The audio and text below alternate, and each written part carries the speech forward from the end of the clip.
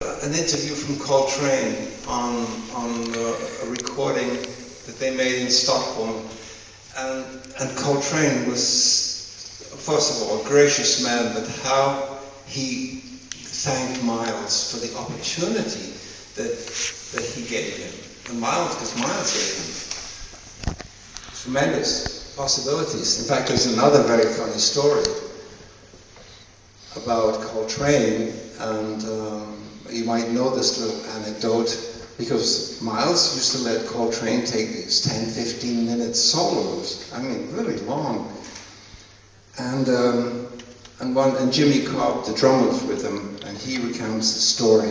One day Miles went up to Coltrane and he said, "Why do you play so long?" And Coltrane said, "Well, you know, Miles, I've got this idea, this device," and he stopped playing, and then I hit another one, and then I keep playing, there's more coming up, and he said, "I don't know how to stop." And I said, "Take the horn out of your mouth."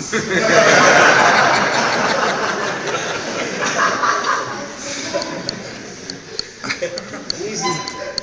Very easy. We have many classically trained musicians here. And Miles Davis and Tony Williams also had this classical musical background. They went to Juilliard. Yeah, and you have a classical musical background. Your mother was classical violin. But, well, it's important. Do you think that this formal classical musical education can provide help? Absolutely. Yeah? Absolutely. Any musical education that can help you learn more about music, which itself is an infinite subject. Anything you can learn. I'm 72 years old. I started playing piano when I was 8, but I discovered music thanks to my mother, who was a violinist, at 5 years old. And so that means I played guitar from 11 years. I'm playing guitar for over 60 years. That's a long time. And I learn something every day. So it doesn't stop. If you can learn something, whether it's classical, these are just different forms of music. Because there's marvelous music in classical music, there's marvelous music, there's even great rock music. There's certainly some great R&B and great blues. There's great folk music and great ethnic music in different parts of the world. And of course, jazz is where my heart lies, because the great thing about it is improvisation and the collectivity of what it is to play jazz. Because you have to play jazz with someone, with musicians, and you have to be spontaneous.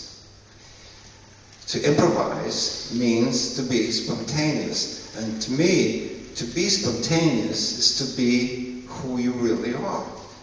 And you're at the most honest when you're being spontaneous. This is who you really are. And the whole point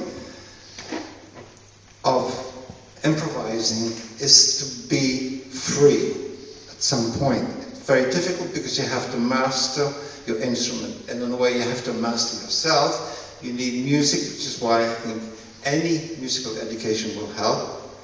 At some point, though, you have to, when you go to play, forget all of that. Because if you're thinking, then you're not playing. If you're playing, you're not thinking. And this is the best place to be. This is the best place to be anywhere in life. If you just be yourself and be spontaneous, as opposed to, society doesn't really want us to be that spontaneous, because, the conventions of society are the way they are.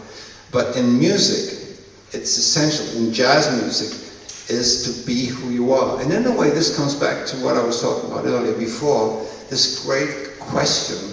It's a great existential question that we either answer or we ignore. But the question is who am I? And to address this question, I believe, is the single most important thing in life, because it can only help. Because in the end, I'm not saying there's an answer, because in the end there's just a big mystery. But what's great about the asking of this question is you start to discover this mystery that we all are, and this mysterious universe that we live in, and this mysterious spirit that we're speaking about, and it's all part of who we are and what we are.